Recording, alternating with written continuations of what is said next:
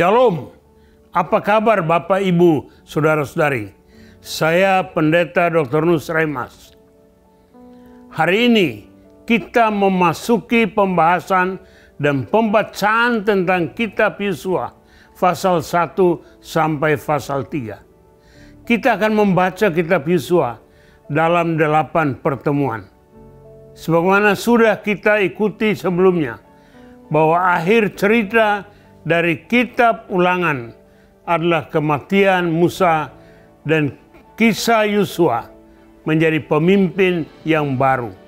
Dengan demikian bangsa Israel masuk ke tanah Kanaan bersama dengan pemimpin baru, yaitu Yosua. Nama Yosua memiliki arti Tuhan adalah penyelamat. Dalam bahasa Yunani, nama Yosua adalah seperti yang tertulis ini.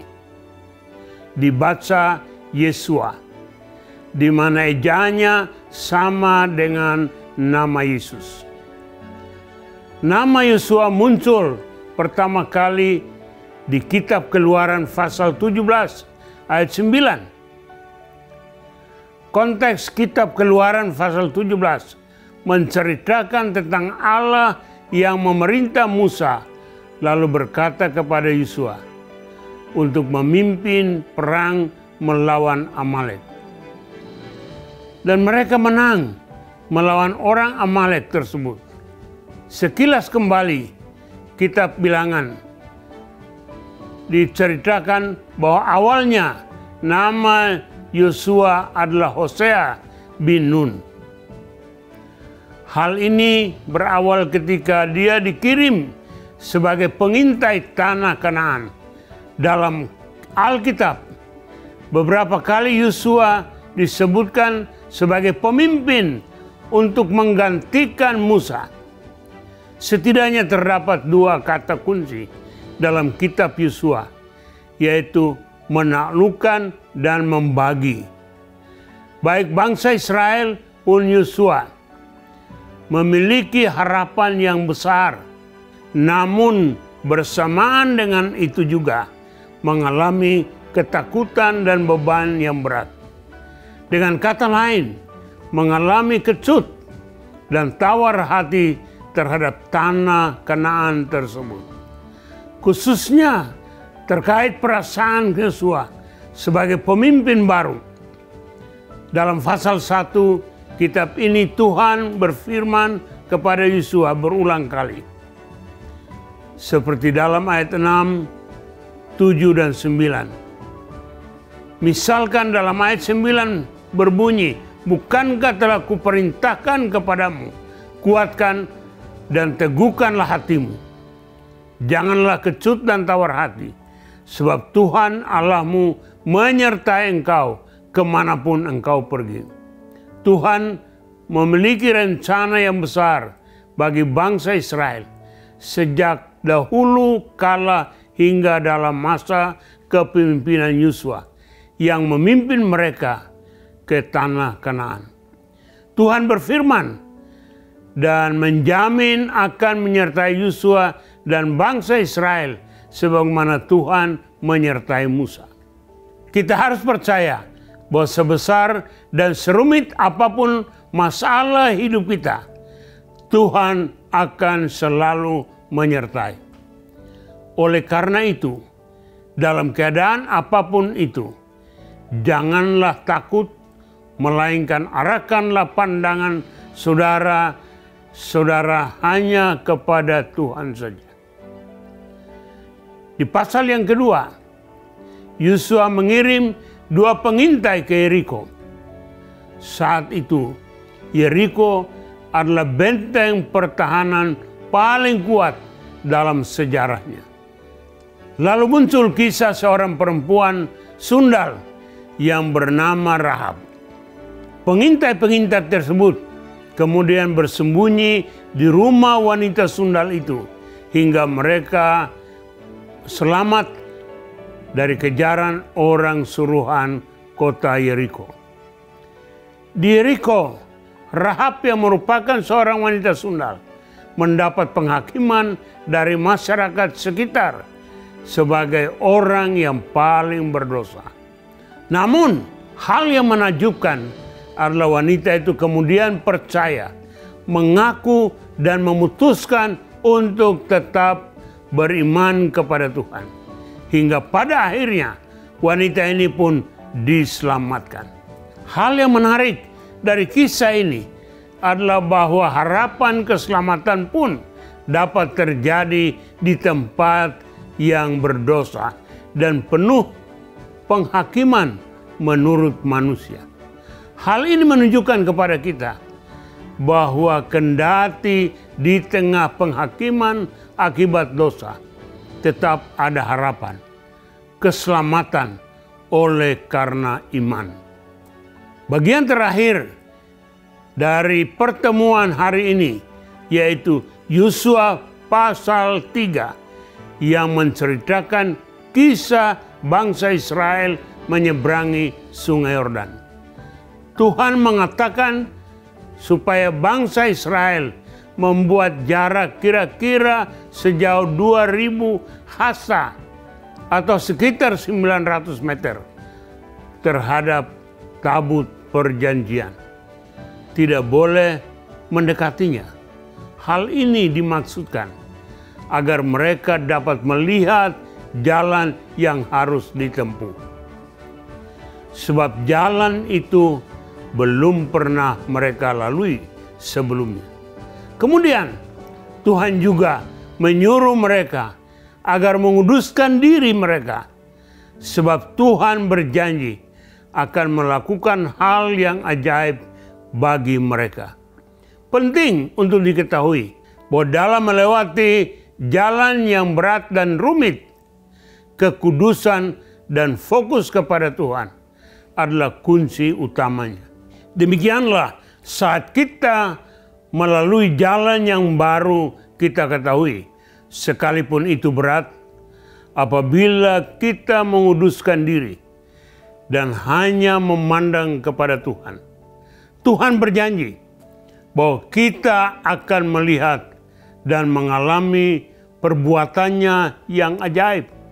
Tatkala para imam yang mengangkut tabut perjanjian mencelupkan kaki mereka dan berdiri di aliran Sungai Yordan, maka aliran sungai itu pun berhenti dan menjadi kering.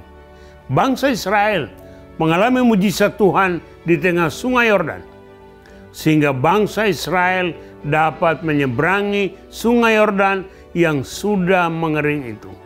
Kita sebagai orang percaya juga memerlukan kuasa dan mujizat Tuhan yang ajaib terjadi dalam diri kita tatkala kita berani untuk maju dengan iman, sebagaimana dikatakan oleh Tuhan, kuatkan dan teguhkanlah hatimu.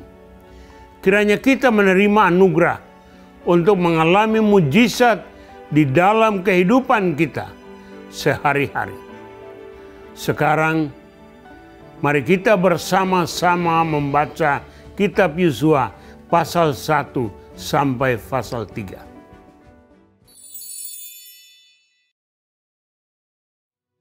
Sesudah Musa hamba Tuhan itu mati, berfirmanlah Tuhan kepada Yosua bin Nun, abdi Musa itu, demikian. Hambaku Musa telah mati.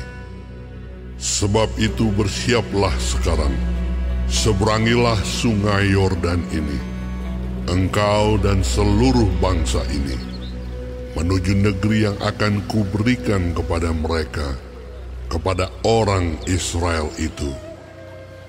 Setiap tempat yang akan diinjak oleh telapak kakimu, kuberikan kepada kamu, seperti yang telah kujanjikan kepada Musa. Dari padang gurun dan gunung Libanon yang sebelah sana itu, sampai ke sungai besar, yakni Sungai Efrat, seluruh tanah orang Het, sampai ke laut besar di sebelah matahari terbenam, semuanya itu akan menjadi daerahmu. Seorang pun tidak akan dapat bertahan menghadapi engkau seumur hidupmu. Seperti aku menyertai Musa, demikianlah aku akan menyertai engkau. Aku tidak akan membiarkan engkau dan tidak akan meninggalkan engkau.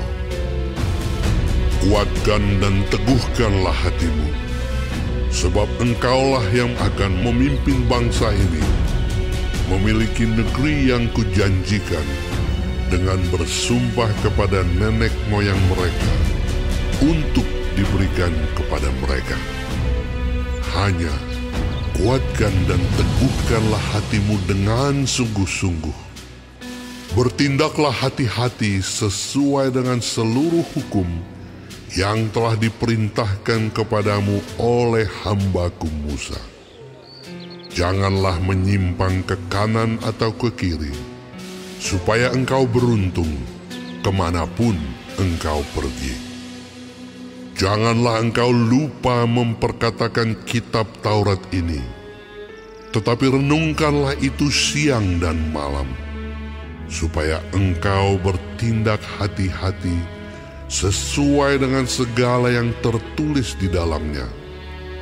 Sebab dengan demikian, perjalananmu akan berhasil dan engkau akan beruntung. Bukankah telah kuperintahkan kepadamu, kuatkan dan teguhkanlah hatimu? Janganlah kecut dan tawar hati, sebab Tuhan Allahmu menyertai engkau kemanapun engkau pergi. Lalu Yosua memberi perintah kepada pengatur-pengatur pasukan bangsa itu. Katanya, jalanilah seluruh perkemahan dan perintahkanlah kepada bangsa itu demikian. Sediakanlah bekalmu, sebab dalam 3 hari kamu akan menyeberangi sungai Yordan ini untuk pergi menduduki negeri yang akan diberikan Tuhan Allahmu kepadamu untuk diduduki. kepada orang Ruben, kepada orang Gad, dan kepada suku Manasye yang setengah itu, berkatalah Yosua demikian. Ingatlah kepada perkataan yang dipesankan Musa, hamba Tuhan itu kepadamu, yakni Tuhan Allahmu mengaruniakan keamanan kepadamu dan memberikan kepadamu negeri ini. Perempuan-perempuan dan anak-anak di antara kamu dan ternakmu boleh tinggal di negeri yang diberikan Musa kepadamu di seberang sungai Yordan. Tetapi kamu, semua pahlawan yang gagah perkasa, haruslah menyeberang di depan saudara-saudaramu dengan bersenjata dan haruslah menolong mereka sampai Tuhan mengaruniakan keamanan kepada saudara-saudaramu seperti kepada kamu juga, dan mereka juga menduduki negeri yang akan diberikan kepada mereka oleh Tuhan Allahmu. Kemudian bolehlah kamu pulang kembali ke negerimu sendiri dan menduduki negeri yang diberikan Musa, hamba Tuhan itu kepadamu, di seberang sungai Yordan, di sebelah matahari terbit. Lalu mereka menjawab Yosua, katanya, segala yang kau perintahkan kepada kami akan kami lakukan, dan kemanapun kami akan kau suruh, kami akan pergi. Sama seperti kami mendengarkan perintah Musa, demikianlah kami akan mendengarkan perintahmu.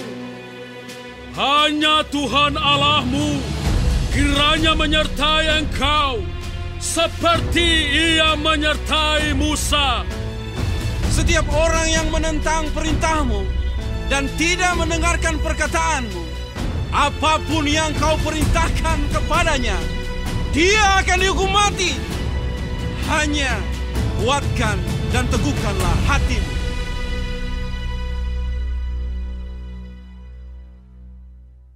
Yosua bin Nun dengan diam-diam melepas dari Sitim 2 orang pengintai. Katanya, pergilah, amat-amatilah negeri itu dan kota Yeriko. maka pergilah mereka dan sampailah mereka ke rumah seorang perempuan sundal yang bernama Rahab, lalu tidur di situ. Kemudian diberitahukanlah kepada Raja Yeriko demikian. Tadi malam ada orang datang kemari dari orang Israel untuk menyelidik negeri ini. Maka Raja Yeriko menyuruh orang kepada Rahab, mengatakan, Bawalah keluar orang-orang yang datang kepadamu itu, yang telah masuk ke dalam rumahmu, sebab mereka datang untuk menyelidik seluruh negeri ini. Tetapi perempuan itu telah membawa dan menyembunyikan kedua orang itu. Berkatalah ia, Memang orang-orang itu telah datang kepadaku, tetapi aku tidak tahu dari mana mereka. Dan ketika pintu gerbang hendak ditutup menjelang malam, maka keluarlah orang-orang itu. Aku tidak tahu kemana orang-orang itu pergi. Segeralah kejar mereka. Tentulah kamu dapat menyusul mereka. Tetapi perempuan itu telah menyuruh keduanya naik ke soto rumah dan menyembunyikan mereka di bawah timbunan batang rami yang ditebarkan di atas sotoh itu. Maka pergilah orang-orang itu mengejar mereka ke arah sungai Yordan, ke tempat-tempat penyeberangan, dan ditutuplah pintu gerbang segera sesudah pengejar-pengejar itu keluar.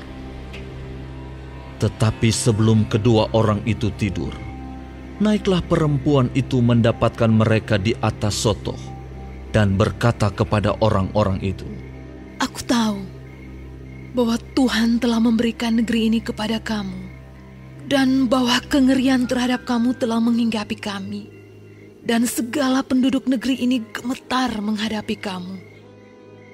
Sebab kami mendengar bahwa Tuhan telah mengeringkan air laut Teberau di depan kamu ketika kamu berjalan keluar dari Mesir, dan apa yang kamu lakukan kepada kedua raja orang Amori yang di seberang sungai Yordan itu, yakni kepada Sihon dan Og, yang telah kamu tumpas.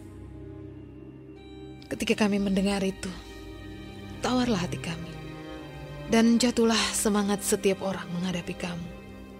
Sebab Tuhan Allahmu, ialah Allah di langit di atas, dan di bumi di bawah. Maka sekarang, bersumpahlah kiranya demi Tuhan, bahwa karena aku telah berlaku ramah terhadapmu, kamu juga akan berlaku ramah terhadap kaum keluargaku. Dan berikanlah kepadaku suatu tanda yang dapat dipercaya, bahwa kamu akan membiarkan hidup ayah dan ibuku, saudara-saudaraku yang laki-laki dan yang perempuan, dan semua orang-orang mereka, dan bahwa kamu akan menyelamatkan nyawa kami dari maut. Lalu jawab kedua orang itu kepadanya, Nyawa kamilah jaminan bagi kamu, asal jangan kau kabarkan perkara kami ini. Apabila Tuhan nanti memberikan negeri ini kepada kami, maka kami akan menunjukkan terima kasih dan setia kami kepadamu. Kemudian perempuan itu menurunkan mereka dengan tali melalui jendela, sebab rumahnya itu letaknya pada tembok kota. Jadi pada tembok itulah ia diam. Berkatalah ia kepada mereka, Pergilah ke pegunungan, supaya pengejar-pengejar itu jangan menemui kamu. Dan bersembunyilah di sana 3 hari lamanya, sampai pengejar-pengejar itu pulang. Kemudian bolehlah kamu melanjutkan perjalanan. Kedua orang itu berkata kepadanya, Kami akan bebas dari sumpah kami ini kepadamu, yang telah kau suruh kami ikrarkan.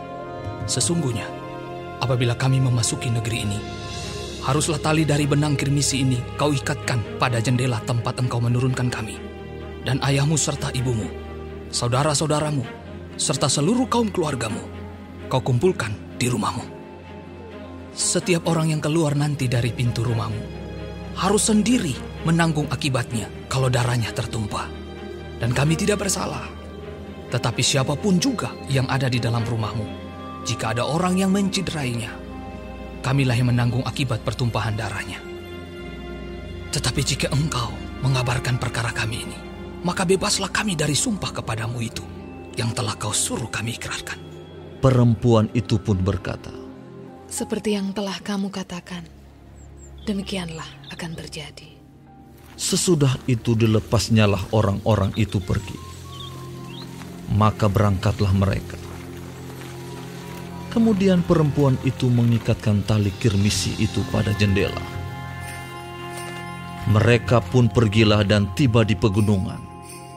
Mereka tinggal di sana 3 hari lamanya, sampai pengejar-pengejar itu pulang. Pengejar-pengejar itu telah mencari di mana-mana sepanjang jalan, tanpa menemukan mereka. Maka pulanglah kedua orang itu. Mereka turun dari pegunungan, lalu menyeberang dan sampai kepada Yosua bin Nun. Kemudian mereka ceritakan segala pengalaman mereka. Kata mereka kepada Yosua, Tuhan telah menyerahkan seluruh negeri ini ke dalam tangan kita. Bahkan seluruh penduduk negeri itu gemetar menghadapi kita.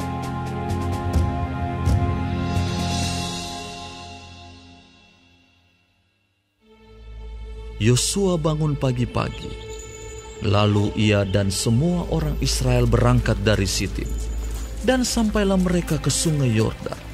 Maka bermalamlah mereka di sana sebelum menyeberang.